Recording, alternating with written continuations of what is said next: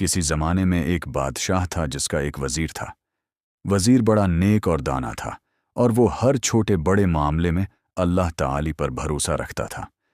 اس کی زبان پر ہر وقت یہ جملہ رہتا تھا، جو ہوتا ہے اچھا ہی ہوتا ہے انشاءاللہ۔ ایک دن بادشاہ شکار کھیلتے ہوئے اپنی تلوار سے ایک پھل کاٹ رہا تھا کہ غلطی سے اس کی انگلی کٹ گئی اور خون بہنے لگا۔ بادشاہ کو شدید تکلیف ہوئی اور وہ غصے سے چلایا۔ وزیر نے یہ منظر دیکھا تو فوراً بادشاہ کے پاس آیا اور حسب عادت کہا، بادشاہ سلامت، اچھا ہی ہوا انشاءاللہ، اللہ پر بھروسہ رکھیں۔ بادشاہ کو یہ سن کر سخت غصہ آیا۔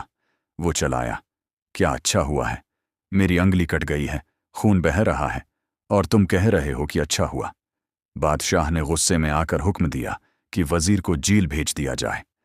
وزیر کو جب سپاہی پکڑ کر لے جانے لگے تو اس نے مسکراتے ہوئے کہا، اچھا ہی ہوگا انشاءاللہ، اور خاموشی سے جیل چلا گیا۔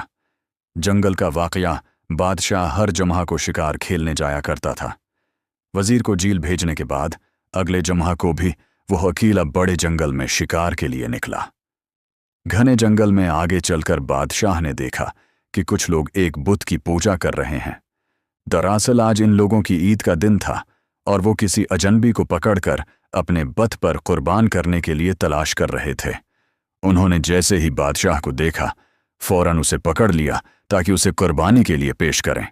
جب وہ بادشاہ کو ذبح کرنے کی تیاری کر رہے تھے تو ان کے سردار کی نظر بادشاہ کی کٹی ہوئی انگلی پر پڑی۔ قبیلے کا قانون تھا کہ عیبدار یا جسمانی نقص والے شخص کی قربانی نہیں دی جاتی۔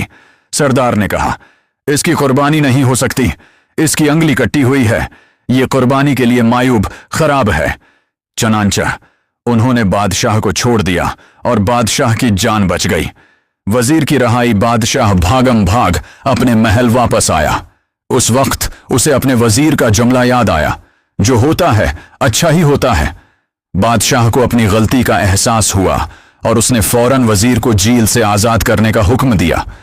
جب وزیر دربار میں حاضر ہوا تو بادشاہ نے پوری کہانی سنائی اور وزیر کا شکریہ ادا کرتے ہوئے اعتراف کیا کہ واقعی انگلی کا کٹنا اس کے لیے بہترین ثابت ہوا، ورنہ وہ مارا جاتا۔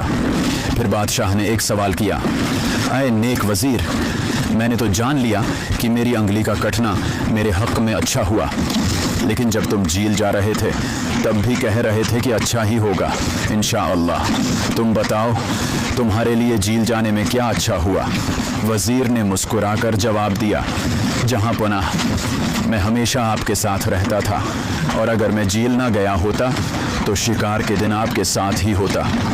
ان لوگوں کو میری انگلی کا عیب نظر نہیں آتا کیونکہ وہ سلامت تھی۔ وہ لوگ آپ کی جگہ مجھے اپنے بت کے لیے قربان کر دیتے، بس میرا جیل جانا ہی میرے حق میں سب سے بڑی بھلائی ثابت ہوا۔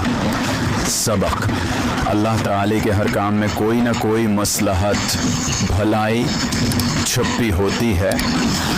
ہمیں کبھی بھی مایوس نہیں ہونا چاہیے اور ہر حال میں اللہ پر توکل، بھروسہ کرنا چاہیے۔